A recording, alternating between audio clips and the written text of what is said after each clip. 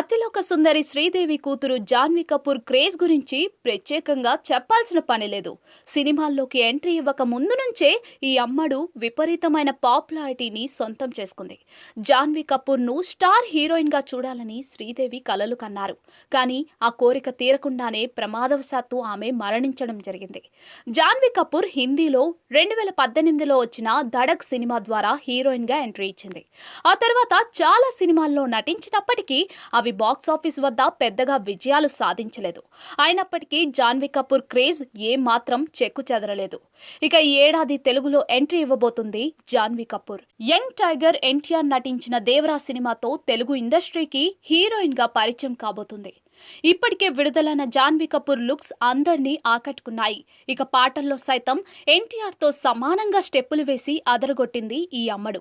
అయితే జాన్వీ కపూర్ తొలుత తెలుగులో నటించడానికి పెద్దగా ఆసక్తి చూపించలేదు. అయితే ఓ వ్యక్తి సూచనతోనే ఆమె ఎన్టీఆర్ దేవరాను అంగీకరించిందని తెలుస్తోంది. దేవరా సినిమాలో మొదట జాన్వీ కపూర్కి అవకాశం వచ్చినప్పుడు ఓ వ్యక్తి సలహాలు తీసుకుందట. ఇక ఆయన ఎవరో కాదు, బాలీవుడ్ దర్శకుడు, నటుడు, నిర్మాత అయినటువంటి కరణ్ జోహార్. అయితే బాలీవుడ్ మీడియా కథనాల ప్రకారం జాన్వీ కపూర్ తనకి మొదట దేవరా సినిమాలో అవకాశం వచ్చినప్పుడు ఈ విషయాన్ని కరణ్ జోహార్కి చెప్పిందట. ఆ సినిమాలో హీరోగా ఎవరు నటిస్తున్నారని కరణ్ జోహార్ అడగ్గా ఆమె ఎన్టీఆర్ చెప్పడంతో మరో ఆలోచన లేకుండా సినిమా ఓకే చెప్పే అని జాన్వీకి సూచించారట. ఆ హీరోతో ఇండస్ట్రీలోకి అడుగు పెడితే ఖచ్చితంగా నువ్వు స్టార్ అయిపోయినట్టే అని భరోసా ఇచ్చారట.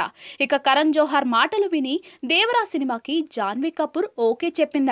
అంతేకాకుండా రామ్ చరణ్ సినిమాలో అవకాశం వచ్చిన సమయంలో కూడా ముందుగా కరణ్ జోహార్ సలహా తీసుకుని ఓకే చెప్పినట్టుగా టాక్ వినిపిస్తోంది. సినిమాల విషయంలో కరణ్ జోహార్ సలహాలు జాన్వీ కపూర్ కెరియర్ కు ఎంత మేర ఉపయోగపడతాయో చూడాలి మరి.